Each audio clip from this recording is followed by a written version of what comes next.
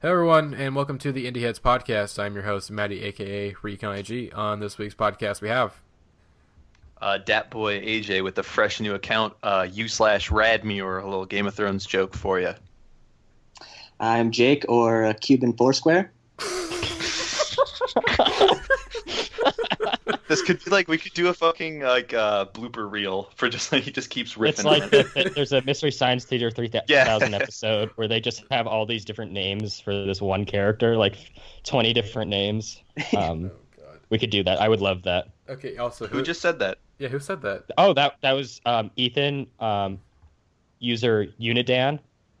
On Fucking Ethan. I'm banned from Reddit for faking upvotes, I think. That's Yeah, Jackdaws aren't crows. vote manipulation. Hey everyone, Yeah. welcome to the podcast. We haven't done one of these in like a week and a half. Sorry, we've been... Because here's why though. Here's why. There hasn't been one single second of good music released since the last time we did it. Exactly. There's been nothing... no, we just, again, we're busy and whatnot. What have I been busy with? I think I just generally just days go by and we just like don't think about it. Like, oh, we need to record a podcast this weekend, and it's like nothing happens, and it's like, oh, well, okay. Because like I said, this is not like our podcast. Again, we do this, for free. We do this for fun, essentially. So we try to keep to a weekly schedule. Doesn't quite happen ever, but Papa likes to come through. it's a vague. But also, we gave you guys like 2 podcasts within like 3 days, anyways. So I mean, come on. Y'all after can not wait. recording one for like 3 weeks. That is true, but y'all can wait anyways. Anyways, hope you guys enjoy this week's podcast. I'm gonna see you later. No, I'm just kidding. What the fuck is going on? Okay, let's just get into I'm the gonna news. see you later. I'm gonna see you later. Are we done? Is that it? No. Okay, I'm sorry. That was a good one. I had no idea how to transition to the news. My brain I'll was see you later. my brain was just not there. Anyways, on to the news. First off, The Strokes. They have a new EP coming out. It's already kind of out right now. It's called Future, Present, Past. It's supposed to come out Friday, but it's kind of already out now. If you do some trickery and go to their website, they have it all streaming on Spotify there, but you can't search within it through like the Spotify app. You do some hardcore hacking if you're Yeah, you gotta do some hacking. But yeah, new Strokes EP, first release in like, how long has it been? Has it been 3 years since the last album? 4, I think. longer. Oh, 4? I think it was 2012. I'm looking it up.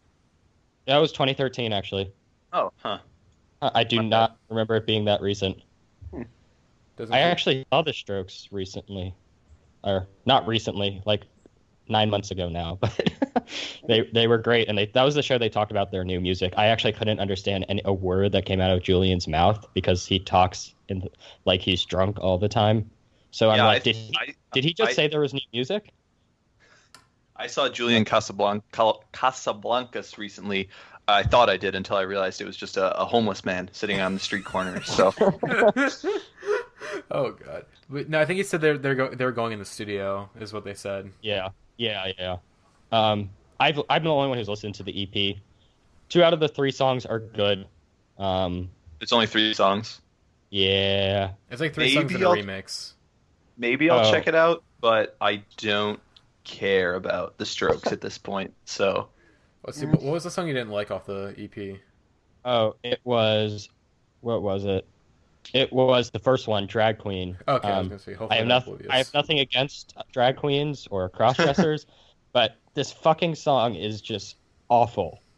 You can hear the swing of the kick or the bass kick, like you can hear this whine as every time there's a bass drum hit, and it's just the most annoying thing of all. Like, and it's not a good song. Besides that, like I could ignore that if it was a good song, but that just on top of it being a mediocre to bad song, just makes me really angry. But Oblivious and Thread of Joy are really good.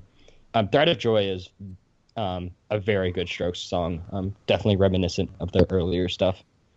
Shit, I should have brought that one into the music meeting and not Oblivious, because I had my music meeting yesterday for my college station, and I brought in Oblivious, and like my teacher was like, "Man, I don't like this, and it sucks because I love the Strokes." And it's like, so would the song you mentioned would be better for like an alternative station than Oblivious? Because I like Oblivious. I thought Yeah, I don't really listen to. yeah. I don't even listen to Strokes. I don't like my indie confession is that I have never listened to Is This It? Not in full, Oh at man, least. Oh, yeah. wow, oh man, that's a fucking great album. Still, Yeah. Room on Fire is also like really good too. yeah, not as Room on- good, but good. Not as good, but I think like they definitely didn't fall off. They, Yeah, they definitely don't have one good album. Like they're not that kind of band. And I thought Come Down Machine had some good songs on it. I like I- Angles more than most people, so I think 50/50 is one of the best songs they put out ever. So it's they. I don't. Their first two albums are great, and the rest of the material is kind of some people. It's kind of like choose your own. yeah, it's take it or leave it for the part. most part. Yeah, But can we transition now? Because Yeah, I just 'cause- Okay. speaking of bands that have one good album, the Avalanches are back. They're back. They are back. They are back. They are back. The Avalanches are back. They are back. Probably, possibly tonight soon. But In, like, AJ, I need details. What are the details, AJ? How are they back? When do they come back? I need They to are- know. They are premiering a song on Beats One, I think. I don't have Apple Music, so I'm not familiar with these terminologies. But Beats One, they're premiering a single that's rumored to be called Frankie Sinatra, which may or may not have Danny Brown on it. And they're going to be doing their first interview in like 15 years on the radio. And it's going to be out of control. And we are probably, possibly, maybe, actually, definitely getting a new Avalanches album soon. I think this is going to be a Radiohead situation where we get like song and we're like, holy shit, a new song from like band X, Avalanches, Radiohead, and then maybe like next week we'll get a video with an album announcement and release date, and then I think we'll have the album within 2 weeks. And I'm you guys say something about this because I'm freaking out. I have a question. Why do you think this is the song with Danny Brown? Because he said like he recorded it apparently like 3 or 4 years ago, and he was like, yeah, I have a song called Frank Sinatra on the new Avalanches album. Okay, And- because I knew he did this song. I just didn't remember the title. Did Like you, what he did you said forget it to was. mention the documentary trailer? Yeah, I think Oh, that's yeah. bullshit. I think it's bullshit. I think it's like a like it's just like a fun hype video. I don't think there's actually a documentary. I wouldn't I'll be be- surprised. It I'll be kind of reminds shocked me of and the. I'll love it if there is. It kind of reminds me of. I never saw the movie, but I remember the trailer for it. The Death from Above 1979 documentary that kind of like documented their breakup and why they hadn't released anything. Like that could make sense. I mean, I don't Yeah. know if it's real, but it makes Okay, sense. I say album documentary around the same time. I'd say. Yeah, I think if there is a documentary, it'll come out around the same time as the album, and I also think it'll be fantastic. I just don't think it exists. Like there are a few bands who would, I think, make for a more exciting subject of a documentary than the Avalanches, because like the nature of their music itself would be so interesting to see. And there are like short clips on YouTube and stuff you can find about them like crate digging and talking about sample clearance and everything like that, but just like a full on like well produced documentary about, I hope Since I Left You is a part of it, but like the 16-year period between albums would just be like, that would be, especially if we get the album at that point too, would be absolutely incredible to see. And the thing about this album, I sound very excited. I am very excited. The thing about this album is that I'm not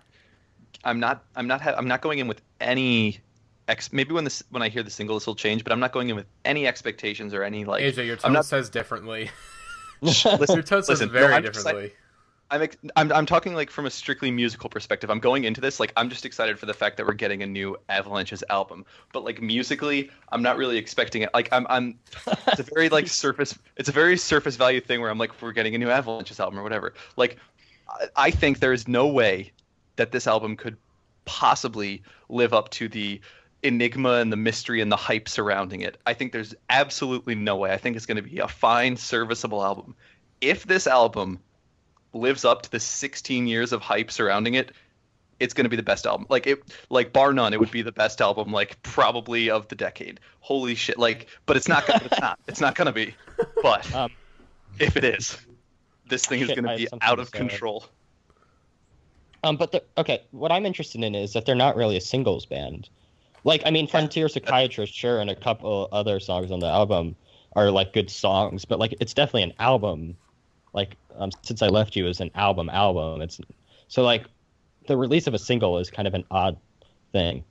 Yeah, but they have a ton of confirmed collaborators for the new album, and I think it's going to sound like you can't remake Since I Left You, and I don't think they ever Yeah. wanted to. I think it's going to sound like the Avalanches for sure, but I don't think it's going to be the same as Since I Left You is super. It's one of those albums that like there is literally nothing like Since I Left You, which if you haven't heard it, you're an idiot, go listen to that album. But there's literally nothing like that album from. There are albums that sound like that album, and there are albums with similar concepts, but there's no album out there that combines the Plunderphonics kind of sound, atmosphere, mood with this concept that's all tied together and like jump. Oh, it's just it's a piece of art, man. And I don't think LP2 is going to be the same kind of idea. I think it will sound the same, but there's definitely like, you know, Danny Brown, Father John Misty. I want to say like Flying Lotus, I think, is confirmed to be on it and shit like that. Different intentions are in mind with this album. Yeah, I don't think they're approaching it from the same. So it's going to be a country album. Yeah, they could probably do that. It'd probably kick ass. I believe it's going to be an alt country album. Yeah. They're releasing it. It's actually going to be a bro country album. All right. Mm-hmm. It's going to be like Florida Georgia Line, every track. Mm-hmm. Yeah. See, they just Danny Brown dropped, Arrow Pink dropped, Father John Misty dropped, Flying Lotus, and don't even call them. Florida Georgia Line, singing. Ring up the phones, get them in the studio right now. We'll record 16 tracks. They're actually singing over the whole album. I bet none of them can sing, but they are all singing all over it. I think it's just going to be 12 remixes of Cruise. Yeah. I think the funniest thing would be like if they came out with a single and they were like, yeah, we haven't started working on the album yet, and then put it together in like a week, and they're just like, here it is. We just took like the last 16 years off. Because like the thing about this album is, rumor has it that they've like been working on this album like as any band would work on any album for like the past 16 years, like putting it together and all that stuff, like finding all of the samples and everything, and just like, whew, ugh. Like people say it's going to change the world. That's what Danny Brown said, at least. That's what Danny Brown said, yes. And I trust Danny Brown. I trust Detroit. Me too. Danny Brown has pretty great taste. He does. He's a patrician. Oh, can I tell you about Danny Brown? I think Danny Brown, this is my prediction that I've had for a few months now, and I still believe it. I think Danny Brown's going to have the best rap album this year. If it comes out. I think if it comes out, I think it's pretty much a given. Yeah. Considering how like he's been progressing and how amazing Old was. Like, yeah. I think Pusha T is a serious contender though too. Like, don't write off that album. I think that album's going to be something special. Oh yeah, I haven't listened to the new single yet. The Jay-Z one. It's good. The Jay-Z verse is like fun. Ooh. But yeah, I need to check that out. Anyways, we should probably move. Yeah, get on to the next piece of news, which again we don't really want to move on to because it's really sad. So Surfer Blood, the guitarist of Surfer Blood, or I guess former guitarist, since he had to take off from the tour after they released their album last year. Thomas Fekete has died at 27 from cancer. And I'm going to pull up the thread real quick. Essentially back in like April, this is coming off from memory. So back in April, it was like April 2015, it was announced that he had a rare form of cancer and essentially had to, I think he recorded a new album with Surfer Blood, but he couldn't do the tour. I think he made an album like last year, like really late last year. I have it saved in my Spotify. Frank or McLovin, or still McLovin, the legendary still McLovin. He wrecked it to me last night because we were talking about it in a Skype call. And yeah, I'm just gonna read the GoFundMe message from Thomas Fekete's wife. Our sweet Thomas passed on last night, peacefully in his sleep, holding my hand. With one last sigh, he let go of the burden of pain and suffering that has been bravely carrying for so long. I am so full of comfort knowing that he is now free, and long for the day I get to be with him again. So that's just the first paragraph. You guys can check the thread on Indieheads or find the GoFundMe link, and that is 27 years old. I haven't listened to Surfer Blood, but 27 years old, that's fucked up. No one deserves to die at 27 years old unless you're a really terrible person. But even then, from what I've read about this guy and from what I've heard about his music and whatnot, he seemed like a really, really incredibly nice guy, a really talented musician that really, again, gone too soon. Like cancer fucking sucks. Yeah. Hey, fuck cancer. Yeah, there's not really much to say other than just it's really sad. And Surfer Blood and their album Astro Coast, I think is what it was in particular. It was actually one of the first albums I was ever introduced to on the Indieheads subreddit. Like a few months before the Essential Album of the Week was a thing, someone tried to do something similar, like a weekly random album discussion thing. And it was like the second album they did. And I actually ended up listening to it a lot that summer. And yeah, I mean, I'm not like super familiar with them, but it's just still really sad regardless. Mm-hmm. Yeah. It's just, he had a wife. Our thoughts go out. Yeah. Yeah. Our thoughts go out to the family and friends, obviously. Mm-hmm. Yeah, it's a bummer. And just again, a lot of the stuff I heard about that just fucked up. Like they had a couple of benefit concerts, like the band, and like the money got stolen by like some thieves. Oh, right, Yeah. right. In New York, and I think the GoFundMe. The last time I checked, it was at like 76,000, but it's probably somewhere around like 80,000 at this point. You know, it's fucked up. It's fucked up. Cancer sucks. Well, luckily, I haven't really had that many people close to my family deal with cancer, but I know like it's gonna happen. Like I know within the next 5 to 10 years that's gonna happen. Someone I know who I'm really close with is gonna get cancer, and it's gonna fucking suck to deal with. And yeah, not much to say. Yeah, I currently have a friend who is dealing with it, and it fucking sucks, really. And like it just changes your whole world and kind of just fucks everyone around you up. And not that they should feel guilty, obviously, but it just reverberates around and like impacts the person who has it obviously the most, but it just impacts the whole community, and it fucking sucks. So yeah, thoughts out to Thomas Fekete. Rest in peace. Hopefully, again, I think his wife said something about, hopefully you're up there with Bowie jamming, which is really nice. Yeah. But yeah. But God, I don't even want to make this. I was gonna make a joke, but like, man, I can't. The joke was gonna be that now for the saddest news of the week, Taylor Swift and Calvin Harris are broken up. But man, I can't even do that. That's fucked up. Bad joke. Bullshit joke alert. Well, you added onto that joke, AJ. Okay, you're the one who made it up. I threw it on the. We can get rid of it in post. Yeah. We'll get rid of it in post. We never get rid of anything in post. That never happens. Anyways, it's gone. Oh god. Okay. Anyways, on to less depressing news. Let's get into what I've been listening to this week. So I'll start off. I've been listening to a bunch of stuff this week. Listened to a bunch of old fucks. First off, Scott Walker, Scott 3.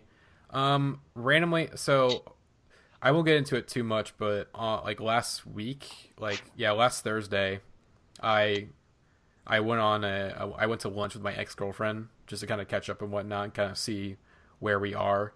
And not much happened. Basically, I got kind of closure out of our situation, and it was cool. And I decided to listen to this album just out of complete random, just randomly. I was like, oh, I'll listen to Scott Walker. Why not? And I really enjoyed this. It's a really classic Baroque pop album. Some great tracks in here, like the intro, "It's Rain Today" is fucking incredible. 30th Century Man, that's a classic song. Rose, I think Rosemary was one I think I posted on my symbol. That's really good. But yeah, if you're looking for some nice classic Baroque pop that's probably inspired a lot of musicians, check out Scott 3. And I also listened to some other stuff from him. Like I think I listened to Scott 1, some of Scott 2, and I listened to his 2012 album Bish Bosh, which was a very interesting experience. It's always kind of funny to see some artists how they go from like when they started off, they were like, oh, they're making kind of Baroque poppy stuff, and then it's like, oh, this is fucking whacked out like experimental avant-garde shit. Like, how the fuck do you go from this to this? Didn't he work on an album with Sons? Or not Sons? Fuck. Sun. Yeah, Soused. That was 24. Oh, that's the album. That's the album that came out. Yeah. Yeah, him and Sono did a collaboration album, which is I haven't listened to, but I'm not sure if I want to because I'm not familiar with. It's a weird one. Anything with Sono is weird. Like you're not getting a Katy Perry album from Sono. But I would totally listen to that. I would totally listen to the drone metal version of Katy Perry. Yeah, shout out to Katy Perry too. Get a better Twitter password. Oh yeah, her account got hacked. OTF gang redacted. Oh god, I thought that was like, was she referencing something? But it's like, oh, I found out. Oh, she got hacked and like a song got leaked. Yeah. But who cares? This is the Indieheads podcast. Fuck pop music. Shouts out to Pop Heads. I'm modded. Jesus Christ, what just happened? I think pop music came crashing down on Matty. Yeah. Anyways, but speaking of pop music, David Bowie. I listened to Black Star again. It's been a few months since I revisited it because like I said, he died, and it's kind of like that album is so like tied to his death. It's kind of hard to listen to a little bit. Like it's hard to go, oh man, you know what? I really want to listen to Black Star. Yeah, it's not like you listen to it. It's like okay, it's like emotionally, it's heavy. It's like okay. And musically, it's heavy too. Yeah, it's like this is a concept album essentially about him dying of cancer. Okay. Oh yeah, speaking of cancer, yeah, fucking cancer sucks. It takes Thomas Fekete, it takes Bowie, it takes Lemmy, I think, from Motorhead. Did he have cancer? I believe so. Yeah, cancer fucking sucks. Anyways, but Black Star does not suck. It's a great album. I think I said that this was like my album of the year 2016. I can't really say that. It's still in my top 5 though, because again, even outside of his death, like outside the context of that, which again, it's a fantastic album. It's a fantastic album. The production is incredible. The band that he has playing is just has great chemistry and is just works so well with his voice. And I still think Black Star, the song, was one of my favorite songs of 2015, and it's still like probably my favorite song on the album. Yeah. But and everyone talks. I think it's kind of crazy that this is pretty much the unanimous like sub album of the year, like still pretty much like you go on the sub pretty much anywhere, and this is the number one for a lot of people. Yeah, which is like fair. I think it's a given. Mm-hmm. It's brilliant. I mean, I don't think there's any doubt about it. It's hard to like review this album. It just is. Like it just is amazing. Like pretty much. And I not just because of the events surrounding it, like just there's something so ethereal and otherworldly about this album, even more than his other stuff where he literally was like playing an alien. Like this feels more than that. It's like really spectral, like ghostly almost. His voice is just so frail, and I don't know. Mm-hmm. I like spectral. That's a good word to describe it. So yeah, David Bowie, Black Star, great album. If you haven't listened to it, what are you doing? Go listen to it. It's great. I do want to go Can't Get Everything Away. That is a great outro. I think it's a song. I feel like God. Everyone talked about. Oh yeah. Everyone talked about Lazarus is like, oh man, he was really like. That's the one I've been harping on. Can't Give Everything Away. Like since it came out, it's really the one that's like, oh shit, like this is. That's the one. This is really more. This is way more upfront than Lazarus. Because Lazarus had still some vagueness, had some like storiness to it, but like I Can't Everything Away feels like, oh, this is human, like this is for fucking real. Like I can't give everything away.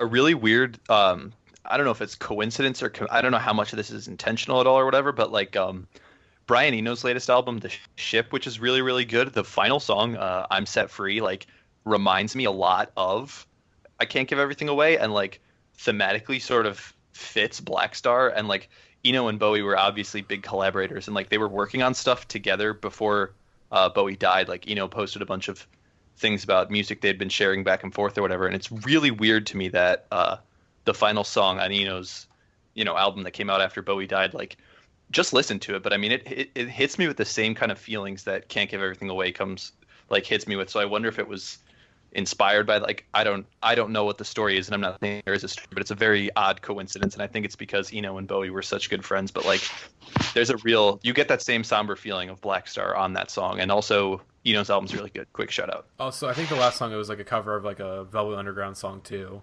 So kind of and of course like Bowie was a huge fan of Velvet Underground. Like he heard like Velvet Underground Nika before it came out and was like blown away by it. And of course, Reed passed away, like 3 years ago, and that's fucking sad.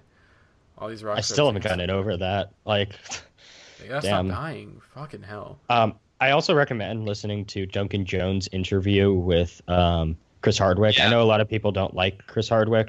I personally like him, but I think when they talked about because Chris had his father pass away. Duncan recently. Jones was a lot of people don't know Duncan Jones, director of Moon and now the new Warcraft movie. And, it's David Bowie's son. And good clarification. Oh, and Source Code, both of which are two of my favorite modern sci-fi movies. Like amazing movie. I just saw a tweet today that was like, I feel really bad for Duncan Jones that David Bowie died and then now everyone's like shitting all over his movie, and I'm like, yeah, that does kind of suck. Like he's having a really bad year. So shout out to Duncan Jones. Like I'm gonna. He's having a kid like in a week. He talked about that. But no, him and Chris had a very open or somewhat open conversation and very emotional conversation about fathers and both of their fathers passing and like what it means because obviously we're mourning Bowie here, and like how does that relate to him mourning his dad? Like all these fans mourning his dad too. Like, I just highly recommend it, even if you're not a fan of Chris Hardwick, Duncan Jones, or just anything. I don't know. If you don't like anything, still listen to it. If you're a David Bowie fan, you should listen to it. And also, before we go into AJ, I want to give a very quick shout-out to an album I listened to this week. Daniel Brackenbury, The Middle is Far From Bad. This is like a sort of like an EP made by Reddit user 50 Bottles. Just randomly decided to check it out. Like, I don't know why. I think I was on his Twitter, and I was like, oh yeah, he makes music. Why don't I just check out like an album or something from him? I got nothing to do like at the college station, and oh wow, it's actually really solid. If you like Car Seat Headrest, I think you'd probably like this. It's kind of lo-fi, Cool. Very good, indie rock stuff. Definitely worth checking out. So AJ, what'd you listen to this week? Yeah, I also actually want to open with a quick shout out to today. I actually got around to listening to some of that Day of the Dead album, that the Grateful Dead tribute that the National put together. And I'm not a Grateful Dead fan at all. I think I've heard maybe 2 or 3 of their songs, but I think everyone here should check out at least some of this album. It's almost 6 hours long, but just look through the track list like on Spotify or iTunes or something and find the songs you want to sample and listen to, because I mean there's new music from The National, Angel Olsen, Local Natives, Bill Callahan, Stephen Malkmus, Wilco. Like there's 6 hours of really good indie rock on here, so chances are you're gonna like at least 1 or 2 of the songs. So like look for the artists you like and check this out, because I think like the songs are really good. I'm obviously not gonna sit down and listen to a 6-hour album, but good music on that thing. I want to talk about some capital R rock music is what I've been listening to lately. Starting with Pup. Dream is Over. Holy shit, this might be the most fun album I've listened to this year. This thing just like has this insane energy and this insane attitude to it. It's definitely not for everybody, and you would know by the end of the first song if this album's for you or not. The first song is called If This Tour Doesn't Kill You, I Will. And like, man, just the energy, the guitar, the lead singer's voice is really grating and abrasive, kind of like Titus Andronicus. So if you don't like Titus Andronicus, I can't recommend you listen to this. But if you do like Titus Andronicus, I definitely recommend you listen to this. And also, it's kind of like if Titus Andronicus like mashed up with beach slang really quick. Beach House. Made, like, that would have been. That would be awful. That would be awful. I'll put it out there right now. But yeah, beach slang. Titus Andronicus fans, I think, should definitely check out this Pup album. It's got really like anthemic choruses, really clever lines. He'll talk about like something like, "Oh, haha, I'm a piece of shit," and they'll be like, "Wow, that wasn't subtle." Haha. It's very self-aware, like very funny, and the closer on this album like slows it down and has like this really, really dreary, like middle America tone to it. And it reminds me of like something off of Springsteen's albums in the '80s, Pine Point. So like, if the Titus Andronicus growly, high energy guitar chanting doesn't sound appealing to you, just check out Pine Point, because like it's kind of a slower ballady type song and it's actually really, really good. And then I feel like I should checked out the Pup album. I feel like I should like it because it's a bunch of things I do like. First of all, I adore Titus Andronicus, and like it's emo, right? It like that's what it's being put under. No, it's not. I would say it's more like post-punk than emo. Okay. I feel like it's an album I should like. I just haven't. I've listened to like a song here and there, and a bunch of people I like it, and a bunch of people I have similar taste to like it, and everyone's saying it's similar to artists I like, but I just can't get into it. I'll give it another chance.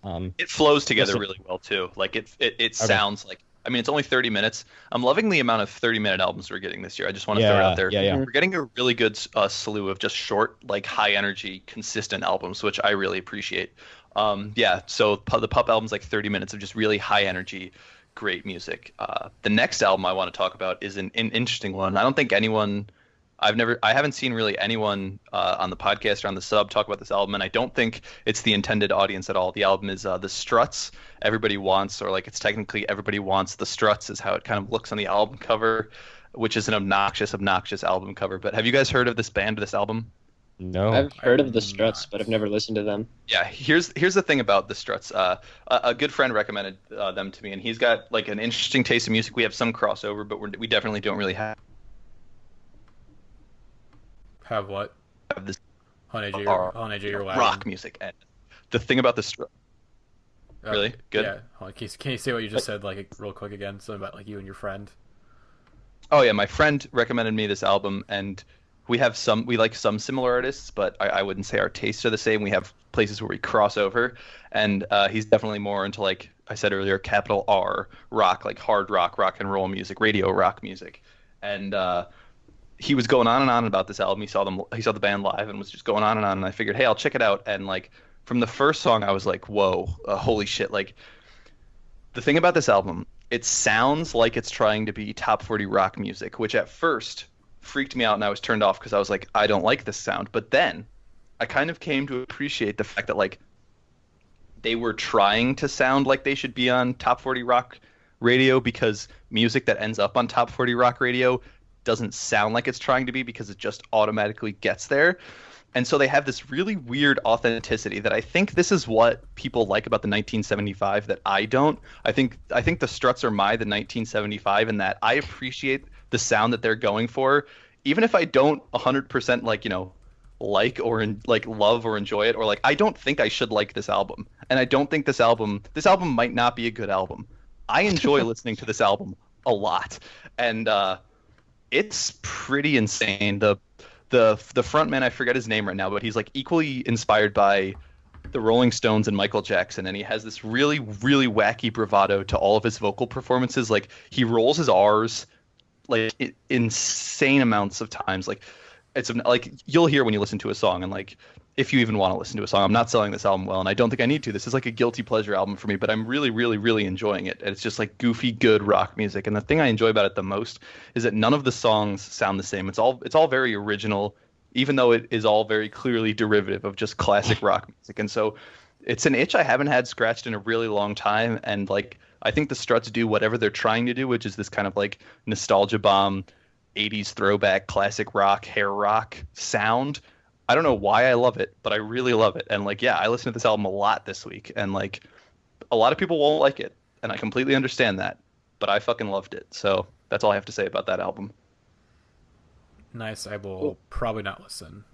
Yeah, I'm never going to listen to that. Anyways, Jake, what'd you listen to this week? That's all I listened to this week. Jake.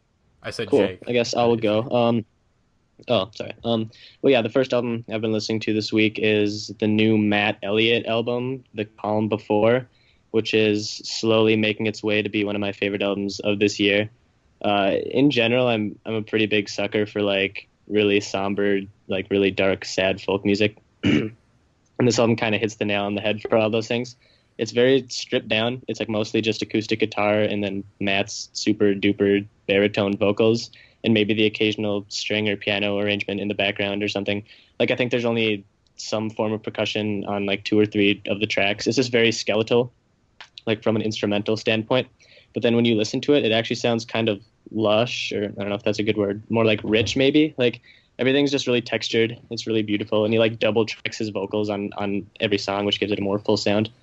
But yeah, it's just a really gorgeous album. Definitely give it a listen if you're into like that slowcore kind of chamber folk kind of thing. I don't know if any of you guys listen to it.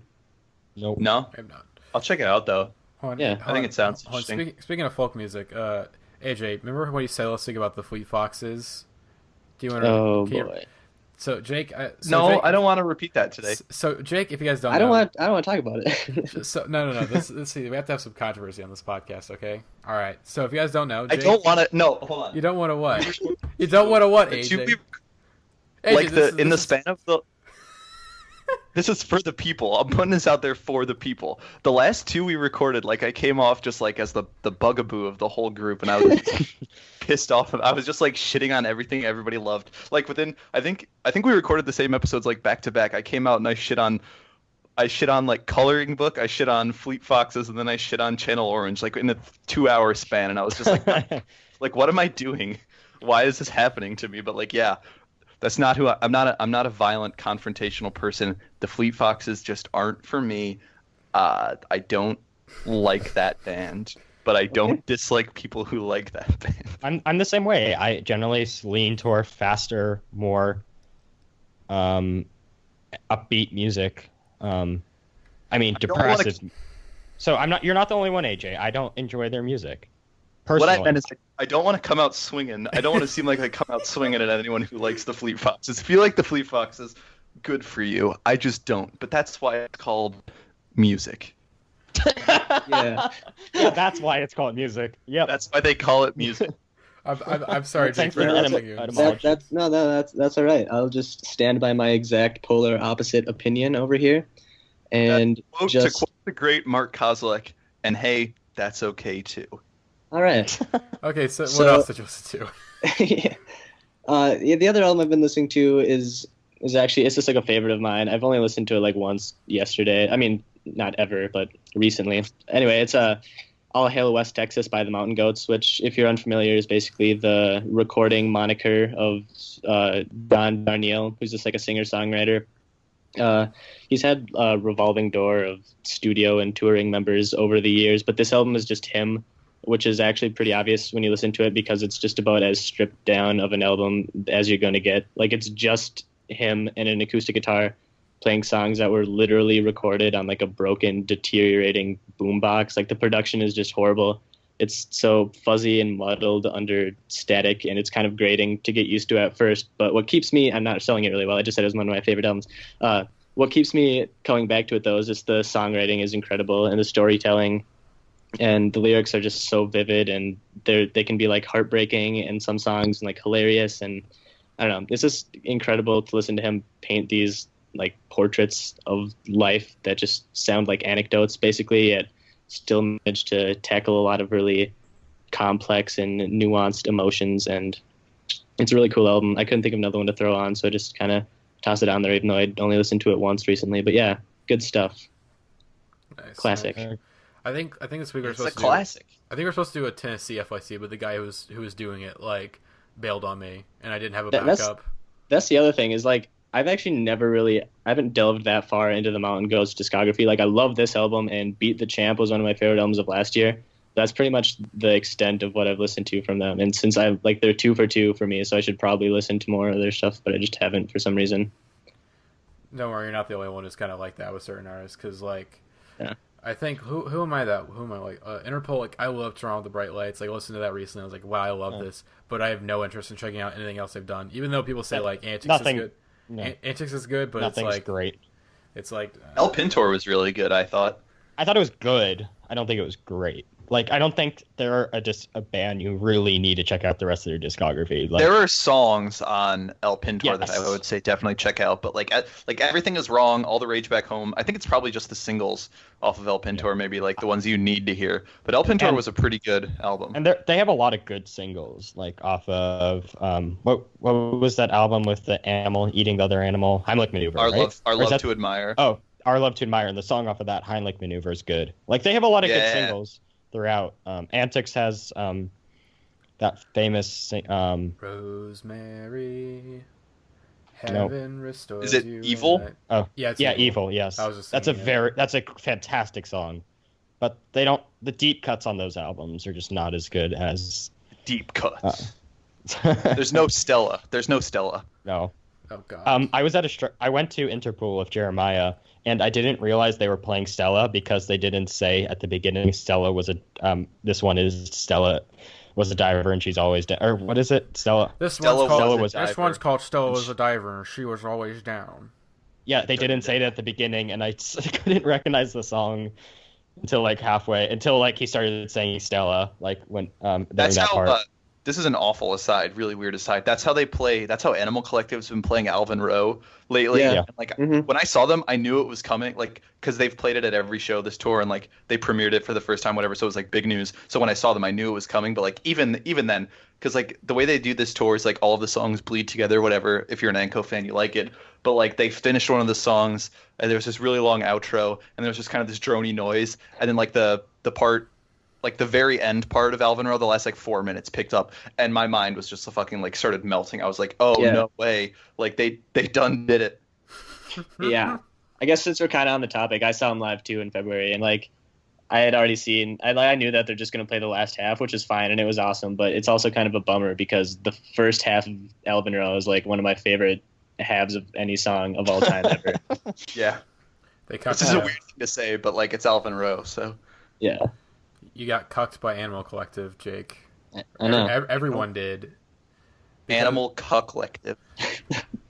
Jesus Christ. Also, they released a kind Okay. of album, but that's for. Yeah, fuck off. Okay, no. Okay, here's the. Can I go? I'm sorry, Ethan. Hold on. I wanted to go like on a painting with rant, but you need to go with what you've been listening to this week. Yeah. I'll save it. I'll save Okay, it for great. another podcast. The Save it first for the album I listened toilet. Fuck off.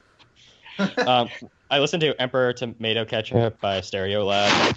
God damn it. That noise. No. I've only listened to Stereolab's like greatest hits, and I was like, you know what? I'm gonna listen to their critically acclaimed album. I really enjoy everything I've heard by them, so I'm gonna listen to Emperor Tomato Ketchup, and it is fantastic. There's so much that's been said about Stereolab, and they have such a signature sound. I don't really have much to say about it, but like, yeah, if you, they're a great band who makes great weird pop music. And I don't know, it's very calming on one level, but it's also very like just interesting and detailed and lively on another. So it's just a good album to put on almost any time. I think it's a very wide ranging album and I definitely want to listen to it more times. I listened to their like famous album recently. What's that like big famous album of theirs? Emperor Tomato Ketchup. This is their like big album. Is it? Yeah. No, hold on.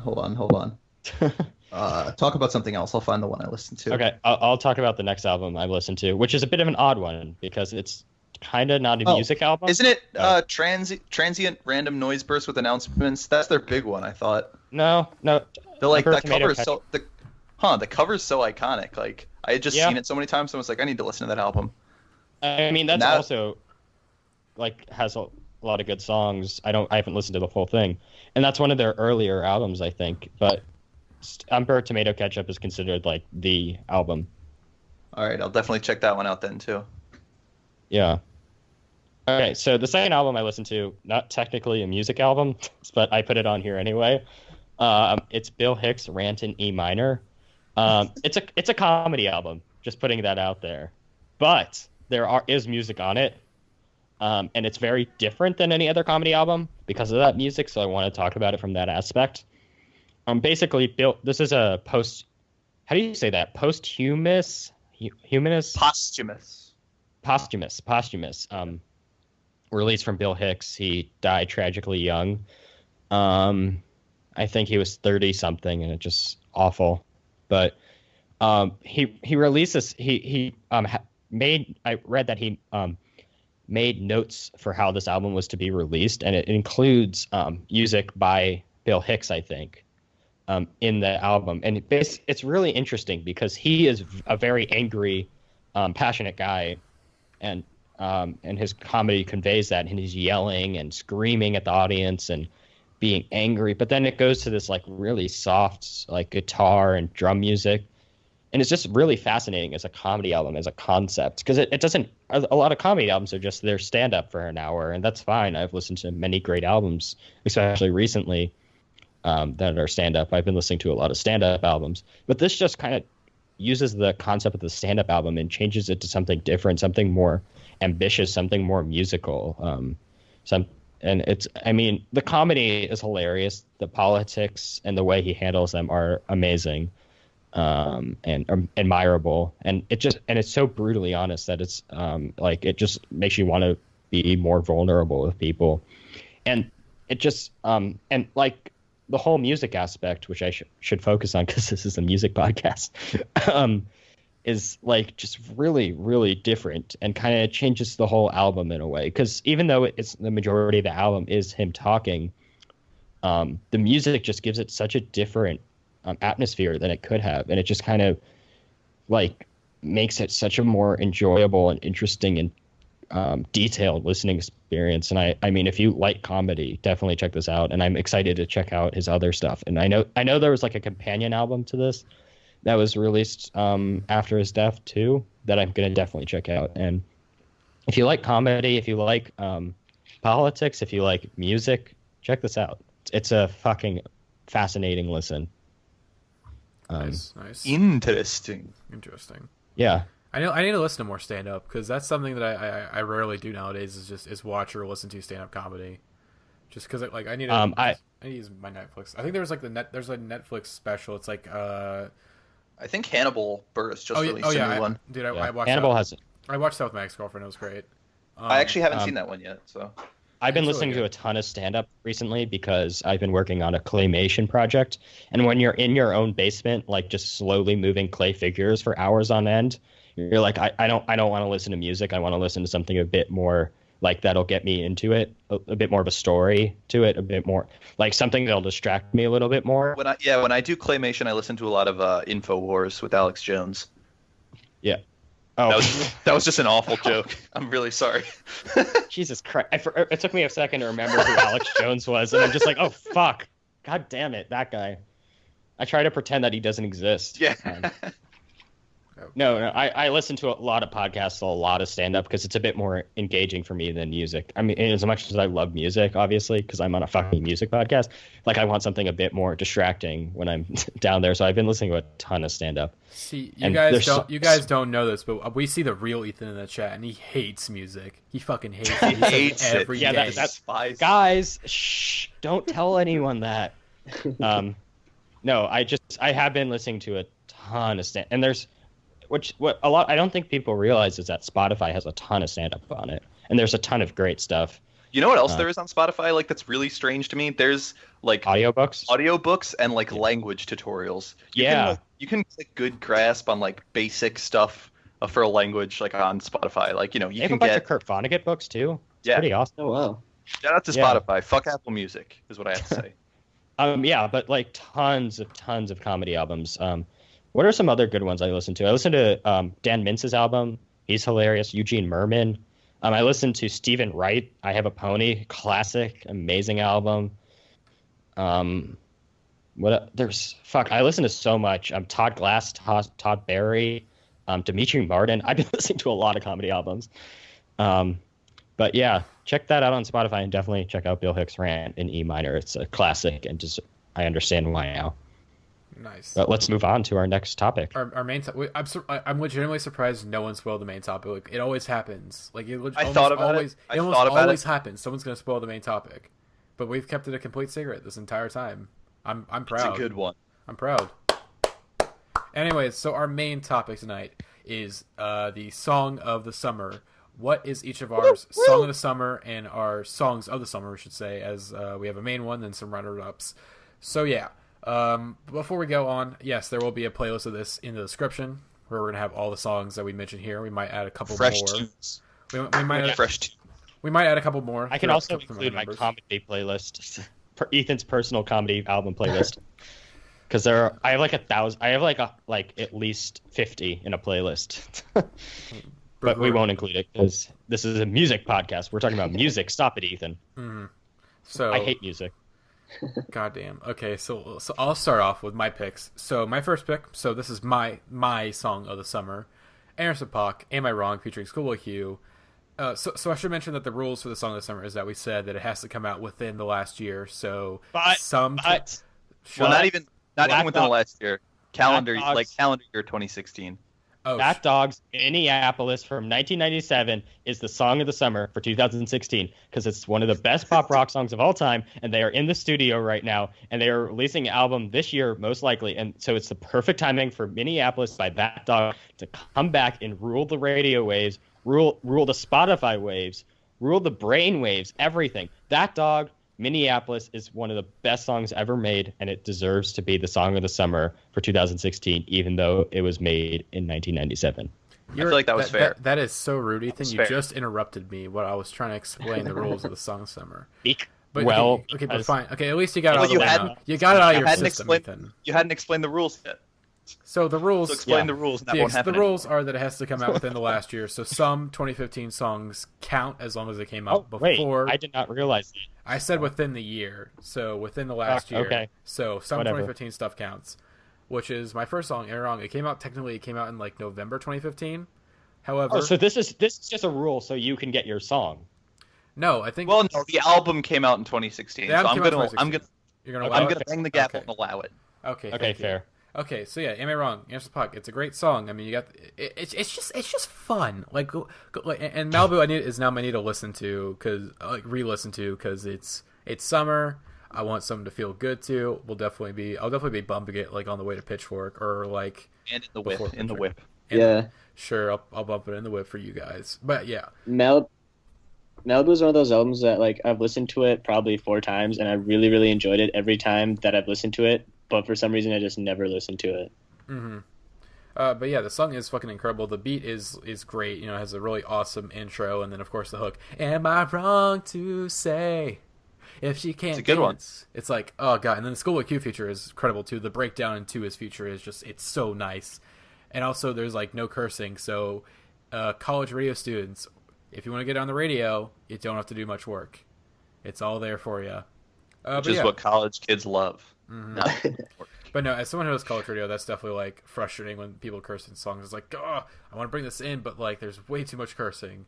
You can edit so much, but you know, it's like I remember hearing like last summer like Drake's "My Way" remix on the radio, and like it got censored to shit. Like there was so much like silence and like reversed words. It's like, oh my god, why would you even like? I get it. I get that Drake is really popular, but like you don't have to put everything he does on the radio. Like there's only so much censoring you can do before it becomes like completely unlistenable. But this song, however, is not unlistenable. It's a great song. I was just gonna say that my local indie station did the exact same thing with King Kunta last summer, and they played it all the time, and it was just like it was like half silence, and it was just disgusting. But yeah, check it out, Anderson Puck. And my second pick are my two runner-ups. Oh, by the way, so one main song, two runner-ups is Car Seat Headrest, Unforgiving Girl. So we talked about Car Seat Headrest in the last podcast. We all agreed. Teens of Denial is great. Wait, we sucks. No, I actually saw him. Was it Monday? Yeah, I saw him with Arthi, and it was fucking great. I was at the NPR show, so if you want to see what I saw, you can look it up. But they were Hold on 1 second. They were fucking annoying because they set up a camera right in the middle in front of the stage, and they also he didn't play any covers, so I'm thinking that because NPR was there, they didn't let him. So fuck NPR, but no, don't fuck NPR because they're great and public radio is an essential thing that we all deserve. Nice. But not at our Car Seat Headrest shows. Yes, exactly. But go watch watch it. Pick, Matty? Okay, Unforgiving Girl. I picked Unforgiving Girl off the new album because here's the thing. This song is underrated because Fantana was kind of hating on it. Spectrum Pulse was kind of hating on it. Probably some other reviewer was hating on it. But this song, it is great. All right. Is it a little like kind of cheesy and whatnot? But yeah, but here's the thing. It's like the happiest song on the entire fucking album. Yeah, okay. That breakdown is like my favorite part of the whole album. People went crazy for that at the show. It was a lot of fun. What the breakdown, like the end part, or like whenever he's like, "Now listen, girl." Yeah. Now listen, girl. Yeah. Yeah. No, not that. Sorry, the end part. That's my favorite part of the whole album. the little yeah. I think that's actually Will. I was listening to it in the car today. I'm like, yeah, that's definitely Will. It's hysterical. Like it's so. Rock music is like rarely fun. Like indie rock is rarely funny anymore. That's funny. That was hysterical. Mm-hmm. Dead Milkmen need to release another classic album. We need some hilarity back in indie rock.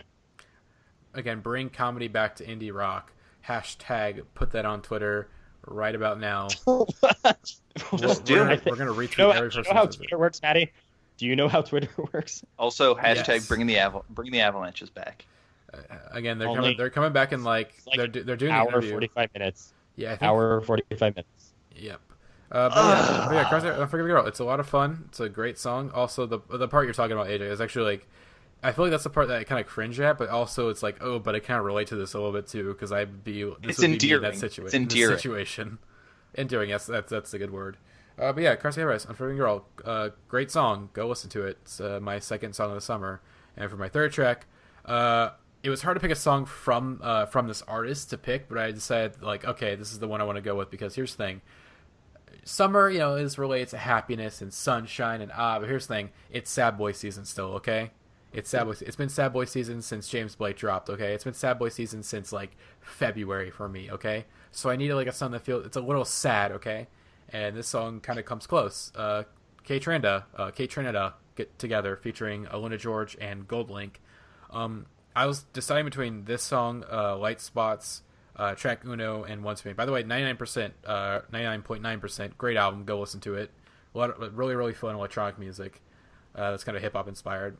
And this is a song I went with because it's kind of like, it's a little vibey. It's low key, It's down there. All right, it's cool. Aluna George is great on it. Her vocals on the hook and whatnot are just absolutely amazing. Goldlink comes through with a very solid feature. The beat is really nice. It's K-Trina, so yeah. That's all I gotta say. The album's great. I feel like this. I'm kind of realizing now maybe this main topic wasn't the best idea. Is it? I shouldn't say this in the middle of the podcast. Well, it's too fucking late. It's too late. You done did it, boy. It's too late. Kate Tranda, Together, good song. Go listen to it. Yeah, I feel like this other ones you guys can give me more discussion on, because I know AJ's, we're going to have a lot of discussion for this one. Yeah, so I'll just hop right on. When I was given the song topic of when I was given the topic song of the summer, someone asked me this like recently earlier before, and I tried to think like, when I hear like song of the summer, I think like it's the same way I kind of think of like song of the year, and that I need something that's sort of all encompassing and like almost definitely not the best is not the criteria I look for when I think kind of like ubiquitous or something like most people could agree on. And I think the first two that I've picked fit that category, and then I've got a third dark horse candidate that's like my personal, I think probably going to be favorite. And the first one I have is obviously All Night off of Coloring Book, which I think is definitely like, I don't want to say anything off of Coloring Book's like underrated, but Coloring Book is getting a lot of praise thrown at it, and not a lot of praise is getting thrown at this song. Like, I see a lot of other songs being talked about more than this one, when I think this one is a clear standout, like the clear standout on the album to me. It's like super, super fun, and I love what Chance the Rapper does on this track, and it's painfully short. I think it's not even 3 minutes long, and it's barely 3 minutes long, and it's just like a bummer, because like this thing is a slapper, and Chance is funny on it, Chance is charismatic on it. There's nothing obnoxiously self-righteous about this track. It's got a really good hook, and yeah, I mean, All Night is great. Definitely my favorite song off Coloring Book. And like I think that was actually going to be my song in the summer too, but I had other songs also that I chose. But I definitely agree. It's a banger. It's so danceable. The beat is amazing. Chance's raps are a lot more carefree than he feels on the rest of the album. And it's just a really fun, dancey track that's like perfect for Song of the Summer.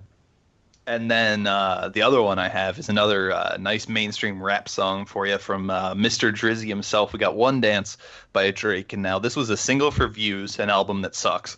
And I didn't like it when it originally had came out, but then everything changed when I heard it in the club one night. And I was like, yep, okay, I understand One Dance now. And I was like, this song's going to be fucking huge.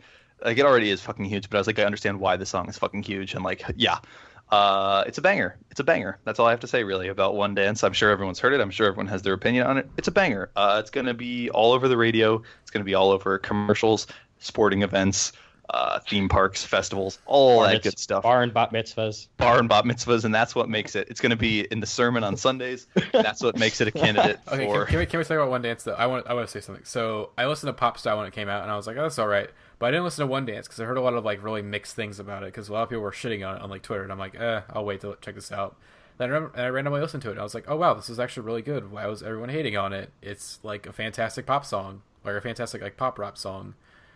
Like the dance hall elements are really cool. It's really like it's just fun to listen to. You know, it's like it's probably hot take. It's probably the best song on Views. I will say. I honestly think I agree.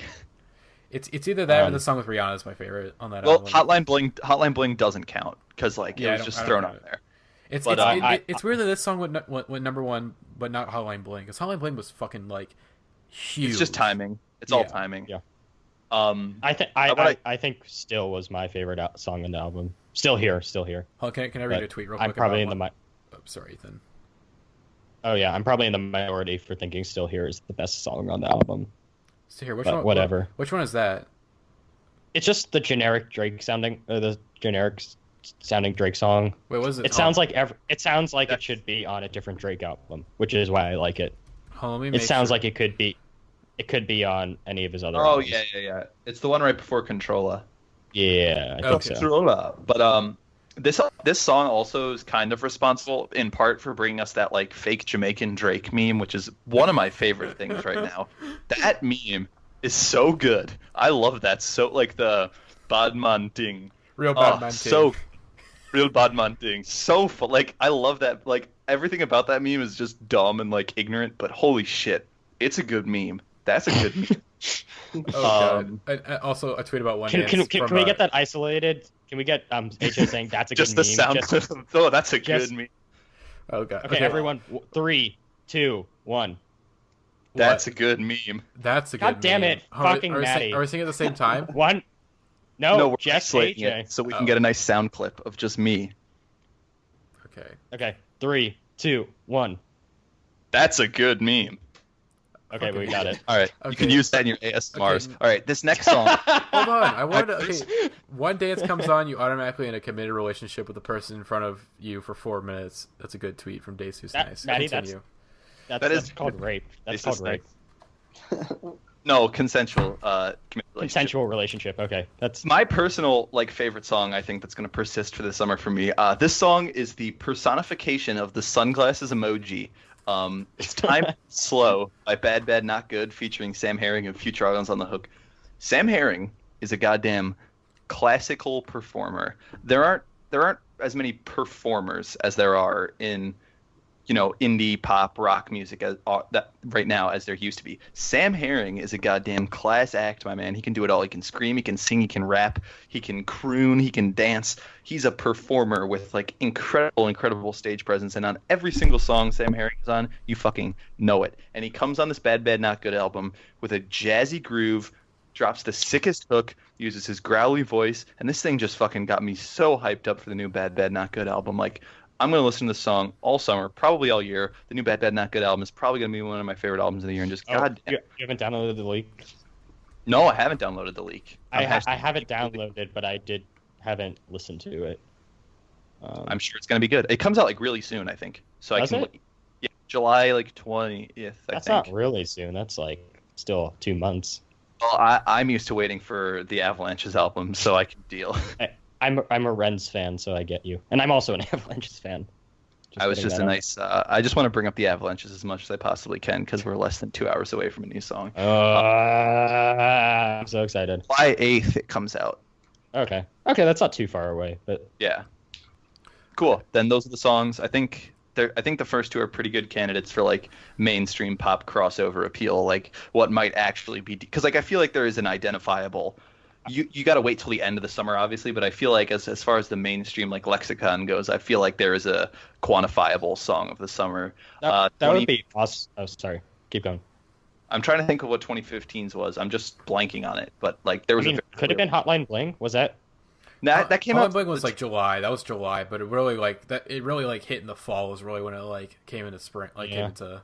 The music video. I loved Hotline Bling the second it came out, and I was going on and on and on about it, and I remember just I remember kind of being in an echo chamber being holy shit, Hotline Bling, this song is fucking insane. And then when the music video dropped is when everyone was yeah, that's the song.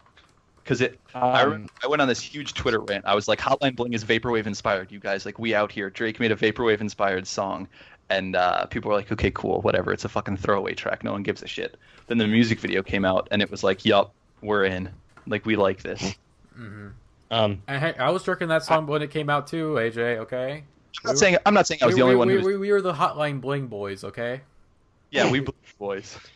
Oh god. I think All Night really has a chance at becoming Chance's first hit. Not he's super popular obviously, but he hasn't had a hit song. Yeah. Because I think it definitely could be his first hit. No Problem's already the one, but if they push All Night as a single, give it a video. Or a remix. Yeah, hold on. Potential alert here. A nice longer remix of All Night with a crazy feature or something. That'd be nuts. That'd be song of the summer right there. Give it a video remix. Boom. Kendrick feature. I'm calling it. Also, it's actually kind of funny that we put it was K Tranda and then we talked about All Night because K Tranda actually produced that track. Oh really? Yeah. Shout out. Now I have to listen to that album. So okay, I love the production on that song. So yeah, before we go to Jake real quick for his songs of the summer. Ali was supposed to be on this podcast originally. He had to jump out because he wasn't feeling good. But I want to give a very quick shout out to the song that he put down. Whitney, Golden Days, really good melancholy pop song. That's really it gives me a little bit of a countryish vibe, and it's really nice. I actually have the CD that they're coming out with Friday. Got it early because I work at a college station. Gonna listen to it probably tomorrow. But yeah, Jake, what are your songs of the summer? All right. I kind of did a bad job of picking songs of the summer because none of these are. I don't know. They don't really have a summery aesthetic. I guess they're just kind of the songs I'm going to listen to most during the summer.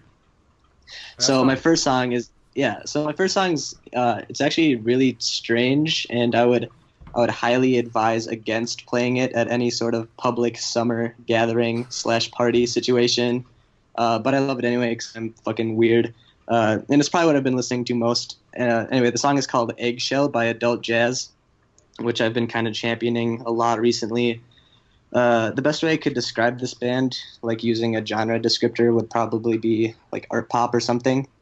Their debut album, Just Is, was this kind of weird indie rock album, but they just released a new album, EP project thing called Earrings Off, and it's like different in every way imaginable. They pretty much abandoned any of the traditional rock stuff they had in their debut album and replaced it with this really weird experimental pop style. Like the whole album is really dense and filled with like these odd loops and samples and off-kilter rhythms and vocal manipulation, but it's actually really cool. And this track, Eggshell, the one that I'm supposed to be talking about right now, is probably the highlight of the project for me. And it basically takes all that stuff I was talking about and just adds like a bunch more layers of density. Like there's like pitch shifted vocals and there's like these cool horn arrangements at the end. Yet despite all of that, it's like not too cluttered and it's still insanely catchy and fun to listen to. I thought the album was kind of disappointing just because it was so short, but this track in particular is spectacular, and I've been listening to it like a ton ever since it came out, and I will likely continue doing so for the remainder of the summer because it's a good song I think fun. Yeah, because you posted it here earlier, and I listened to it. It reminded me a lot of like Animal Collective, you know? Yeah, I can definitely see a lot of those comparisons. Like it's super weird and it's like really dense, and I don't know. It's like kind of like this weird manipulated take on pop music. Mm-hmm. Yeah, it's like Animal Collective if they didn't suck. Am I right? Yeah. I was actually gonna make that. I was gonna make that joke. It's like Animal Collective if they were good. Fuck off. Fuck off. I love fucking with you on that one. Okay, anyways, continue, Jake. All right. Well, that's all I really have to say about that song. So my next song of the summer would be "Golden Chords" by none other than the freak himself, Deacon. I was wondering if there's another artist called The Freak. The Freak. No. Released a song called Golden Chords. And I was like, I've never heard of The Freak. It took me a second. I'm like, the Golden Chords. That's a song by Deke the Freak. Oh, I get it. Yeah, I know. I noticed Matty got it because he put it in the playlist. Mm-hmm. That was a good one. Anyway, so yeah, it's the opening song on his latest album, Sleep Cycle. I don't know if any of us have talked about it on the podcast. I think we were going to do one, and then we didn't. It's a really good album. But yeah, good album. Yeah, this track. About how fucking good it is. Yeah. Yeah, this track is just. Yeah, you're not wrong. Yeah, I just think it's a beautiful little track, and I don't know. I'm gonna have a hard time articulating myself about it, other than just saying that it's really nice. But I mean, I don't know. It's kind of this like sparse little acoustic piece, and there's a lot of atmosphere. It kind of reminds me of something like off of just from the atmosphere alone, kind of like a campfire song vibes from it, just because like. You can hear like outside noise coming from like the background, and yeah, just like on this podcast. Yeah, exactly. We are. Yeah, it's an intentional aesthetic. We're like a lo-fi atmospheric podcast. Here's one thing, just one quick thing. I love Sleep Cycle. I love Deke. Great album, fantastic album. Golden Chords is a great song. I just don't get how it seems like I'm the only person on the entire planet who thinks Just Am is like the mind-blowing highlight of this album that everyone says Golden Chords is. Just Am blows my fucking mind and brings me to tears all the time. And like Golden Chords is good, don't get me wrong. But Just Am, holy fucking shit is all I have to say. AJ, I'm on the same boat except with footy. I fucking love footy. That speaks to me like on the absolute chaos of that song is like that's me. But Golden Chords is great. I guess what I mean is when people bring up Sleep Cycle, they're like, Sleep Cycle by Deacon was actually a really good album. And then people go, yeah, Golden Chords Song of the Year, Golden Chords Song of the Century, blah, blah, blah, blah, blah. I see it on the sub all the time. And I'm just like, guys, Just Am is a fucking transcendent experience. Yeah, and I was just going to say one more thing because I need to shoehorn this in here. But I really like his vocal delivery. It's like super delicate. And I was going to draw a comparison to Phil Elverum, which is something that I have to do like daily. Otherwise, I just go crazy. I can see that. Have to leave his mouth every day. Yeah, no, that's exactly right. But it's kind of like he's not like a super technically proficient singer, but he's like just on key enough for it to sound good with the music. But it's also just like regular enough to sound really genuine and honest. And yeah, that's all I had to say. Did you guys see Phil Elverum's haikus on his Twitter? Absolutely, every day. Oh my God, they were best Twitter in indie. Yeah, he still does those like occasionally. Like that's all he tweets anymore is just haikus. No, I feel like I've seen him tweet other things. Or is it you're the expert? So yeah, I mean he probably does. It's I feel like he's been on this haiku kick though for a while. I don't know. He used to do these. He used to have like a comic book strip that he'd post online, and they were really funny. Then he stopped doing it, and I think he instead started investing his energy into making like funny tweets, which is fine with me. So yeah, Phil Elverum is like the best musician in indie music and also the funniest. So. This is a little known fact, but I just found this out. That 7 songs is actually a free album. I didn't realize that. You can get it on freemusicarchive.org. So just as a PSA, go grab that. And it's actually under Creative Commons, so you can use it in a movie you might be creating, as I did. Oh. So, yeah, he released a Creative Commons, so that's super cool. Oh, also, and oh yeah, go. Haiku. It seems unlikely that you'll ever read the words Mount Erie sex tape. That's a haiku by Phil Elverum. Okay, I'm sorry for interrupting you.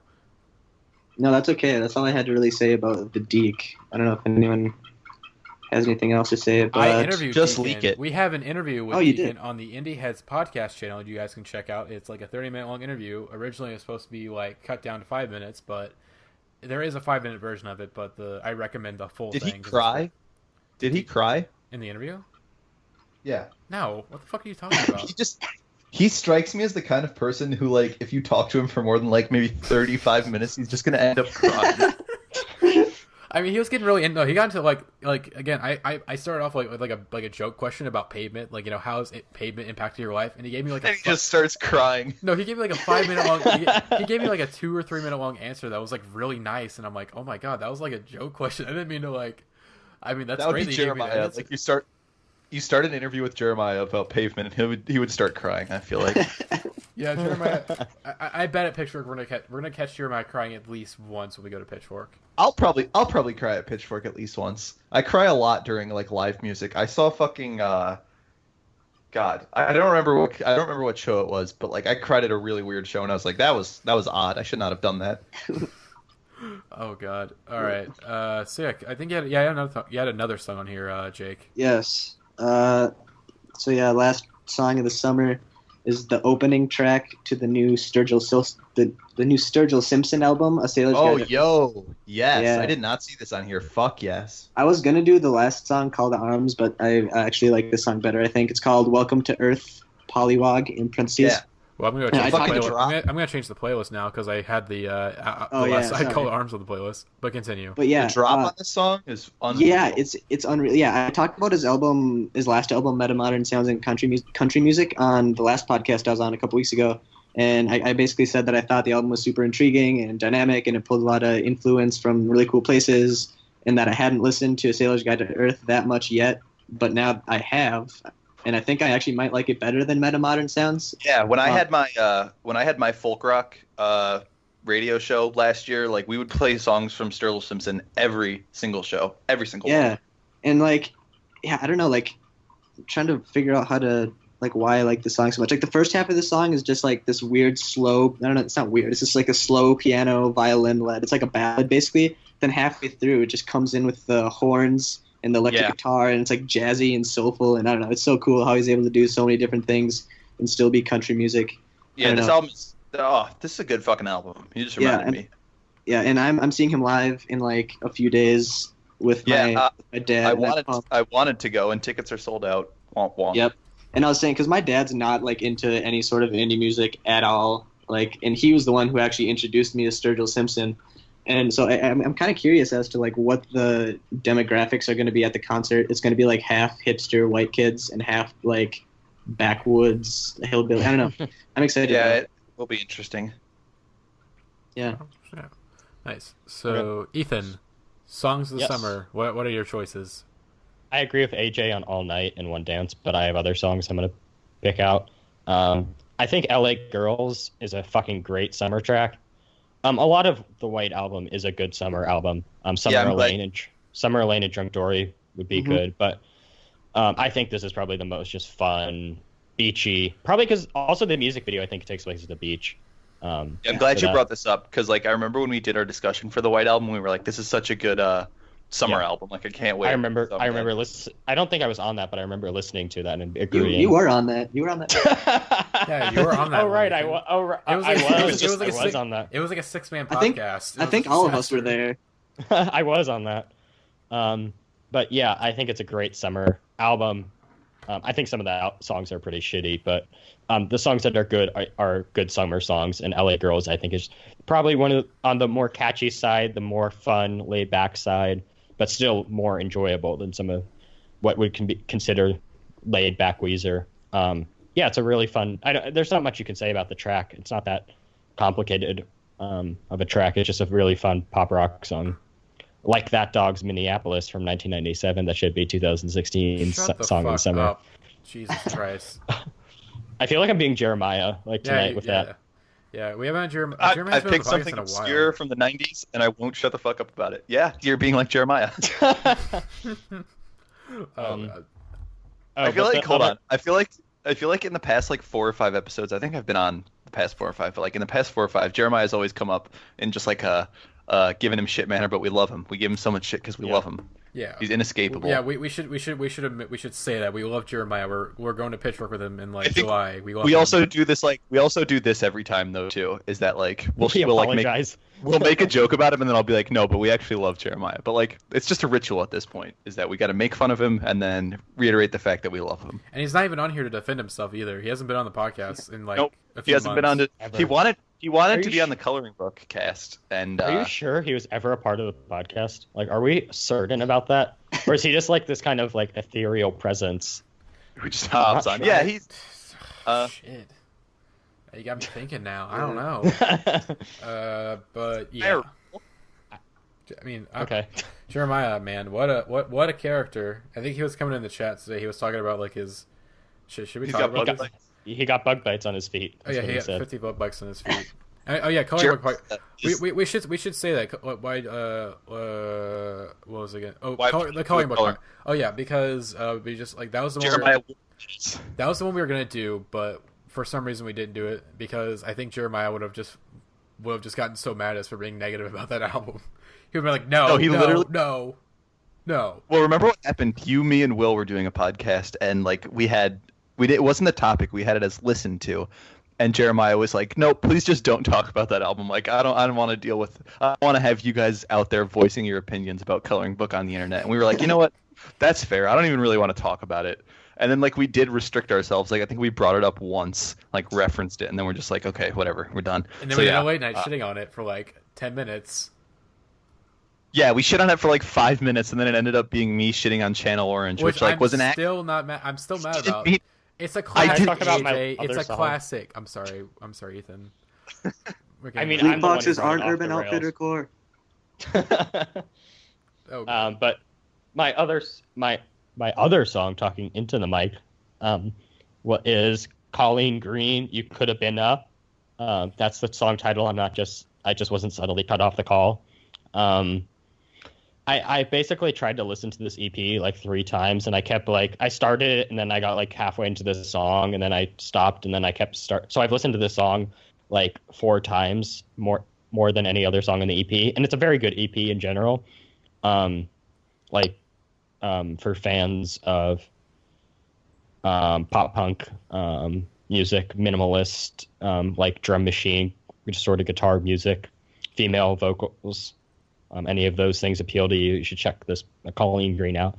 But so basically, this is the song I'm most familiar with, and it has a pretty fucking awesome guitar part, and it's super upbeat, unlike some of the other songs on this album.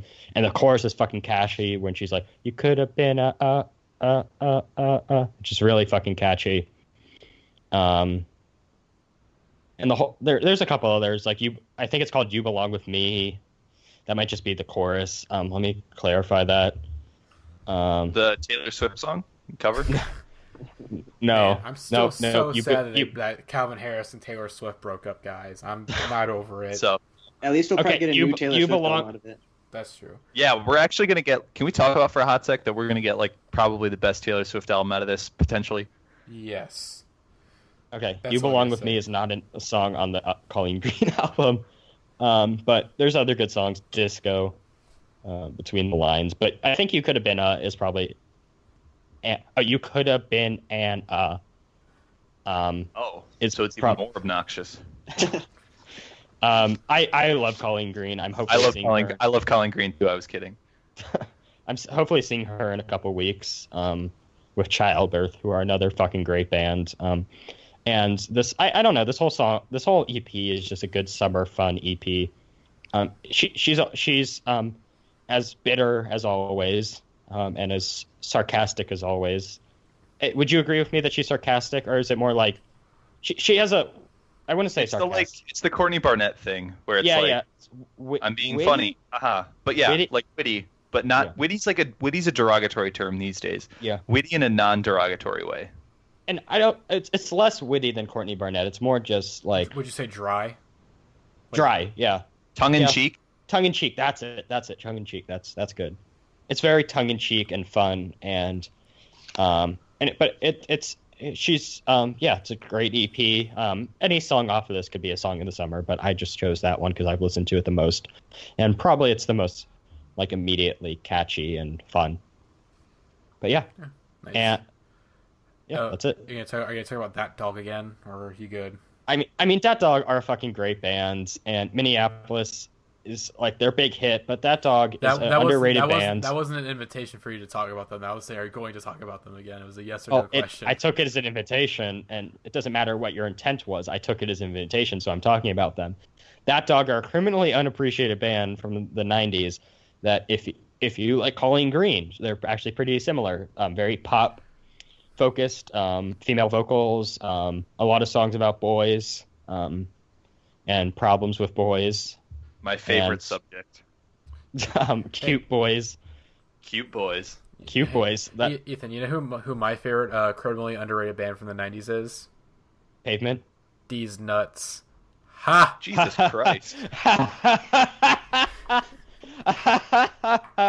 Mine's actually Bofa. Mine is Bofa. Okay, but no. If you like the Rentals... Yeah. Have you guys not heard of Bofa? What's Bofa? No. Yeah. 1994, Bofa, their debut album. Check out Bofa D's Nuts. Good How'd you joke. fall for that? How'd you fall for that? Oh yeah, I forgot to mention. Hold on a second. I can't believe I forgot to put this in the news or my song of the summer. But Death Grips, they just dropped a new song with. Yeah, holy fuck! Hold on, I want to tell a story. This is a great story. Jeremiah and Matty and I were playing Overwatch Game of the Year 2 days ago, I think. And Matty's like, I'm going to go take a shower, guys. I'll be back in like 20 minutes. Me and Jeremiah finish a game. I like go on Twitter for a hot second. It's like, Death. And ever since 2014, my reaction to new Death Grip stuff has just been like, oh, fuck you. So I see a new Death Grip song, I go, oh, fuck you.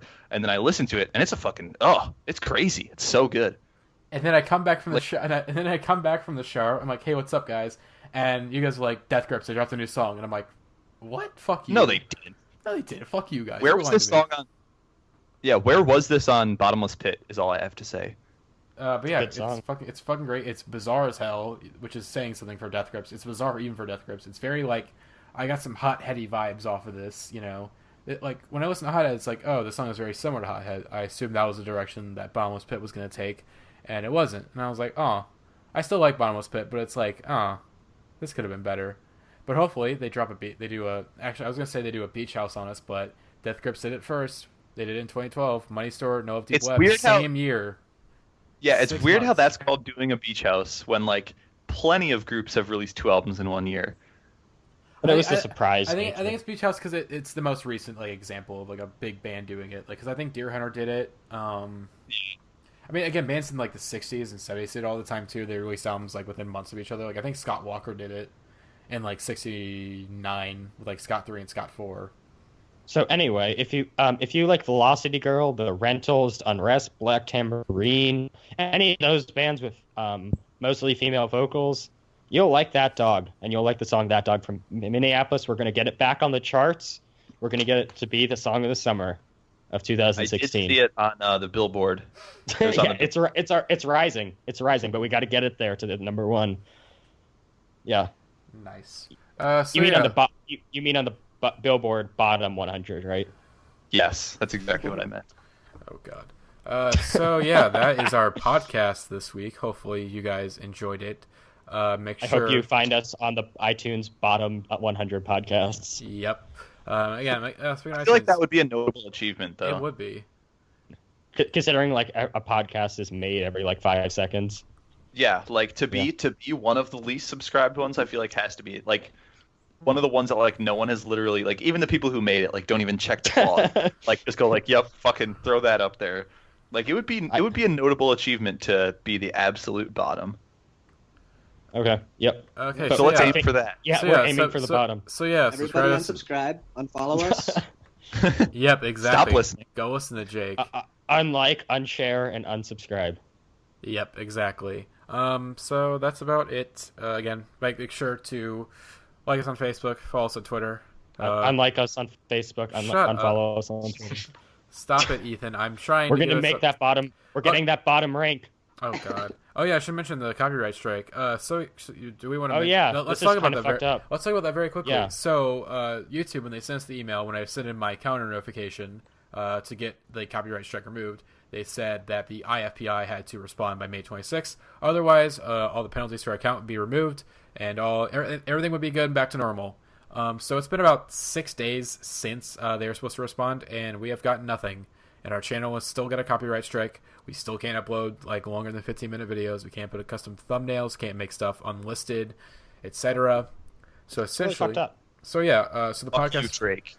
Fuck you, Drake. Exactly. So for now, the podcast is going to be staying on my personal channel until we get this resolved. On iTunes. Oh yeah, and it's always iTunes. Up there. Oh, and on iTunes too. Hopefully, I sent an email to YouTube today, but we'll probably have to send another one.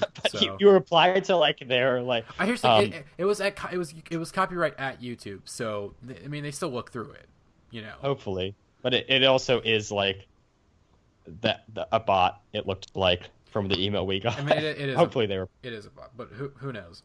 So yeah, hopefully get that resolved as soon as possible. Fuck the IPI. Fuck Drake. Fuck Views. It's a fucking trash album, and most importantly. Fuck YouTube. Fucking YouTube. Fucking this copyright. Yeah, YouTube. Yeah. Where's the fair use, man? Where's the fair use? You know, we need fucking Fupo, like, because like H3 Productions with it, he's getting sued right now by a fellow YouTuber because it was just fucking bullshit. And I didn't and like so much support has gone out for like Ethan and Ela. That's fucking incredible. And they had the GoFundMe that like went through their like 100,000 goal within a day, which is incredible. However, Ethan, Ela, and H3H Productions are huge. They're like fucking. They're really, really popular, like everywhere. And we're just a tiny little podcast, and so we don't really have that support system. We don't really have like. Yeah. We can't put up a GoFundMe to get this thing removed, or we can't like. We don't have a support system. So yeah. There was absolutely no reason for Drake. What the fuck is going on? Yeah, AJ, your mic just glitched out like crazy. I was doing a death. Stop talking, AJ. It's still doing it. You sound like you're on like a sample from like down there on like Baby Terror. I said I was doing a Death Grips thing. So it's gone now. Were you doing it intentionally? No, accidentally. Okay, that's odd then. But what were you trying to say, AJ? I was saying there's no reason for them to come, like for that to have happened. Like we used like a couple seconds, really. It was probably automated. It was 16 seconds. Yeah, it was probably automated. It said manual strike. It said manual strike. Yeah. So most likely the IPI was. The thing is, the IPI has like a real like hate boner for YouTube because I was actually reading like Pitchfork. They put up a good article today about like streaming services and like the future of them and whatnot. You know, going from like free to paid. And they were mentioning, and the IFPI got a mention from them, how they're really like, they have a fucking hate boner for YouTube and they really want to go after them. So fuck you, IFPI, you guys are fucking cunts. And not using that word anymore. Here's the thing, I think they deserve it though. I think they deserve it, Ethan. Do they deserve it? Just call them fucking fucks. Just say that. Okay, the IFPI, they're fucking fucks. Okay, you guys are trash. Get the fuck out of here. Get off YouTube. Y'all don't know. Okay, y'all don't know the fair use laws. Okay, we fell under fair use. I like the clapping too. We fell under fair use. Okay. WTFU. WTFU. WTF. Running in my channel. WTF U2? Where's the fucking U2? Where's that? Where's Bono? Guys, we gotta find Bono. We don't know where he is. You talking U2 to me? You talking U2 to me? Oh God. Okay, if we had a fraction of the listeners that podcast had, oh my God, I would. That podcast isn't. I love that podcast. Oh God. Okay, we need to wrap things up. Okay, hopefully you guys enjoyed listening to this podcast. Hopefully we can get back to a weekly schedule. What is our next AJ, do you know what our next episode's gonna be? Our next episode is gonna be The emo spectacular of the year. We're going to be talking about the Hotelier's goodness, and it's going to be probably 45 minutes. 45 minutes of high velocity circle jerk action. So get ready for that. Thing is, I'm gonna be there. I'm gonna be there though, so I'm here to stop the circle jerking. We're gonna tape Matty's mouth shut and put him in the corner. How many times do you listen to the album, Matty? Once? I listened to it once. I'll listen to it more whenever because we're waiting for Will to get back to do that. Yeah, episode. bare minimum requirement to be on the goodness discussion. 25 listens. 25 listens. Thing is, AJ, I'm the host of the podcast, so I'm gonna say no. But hopefully, you guys enjoyed listening, and we'll see you next week. Bye, guys. Bye. Hope you listen to goodness 25 times by then.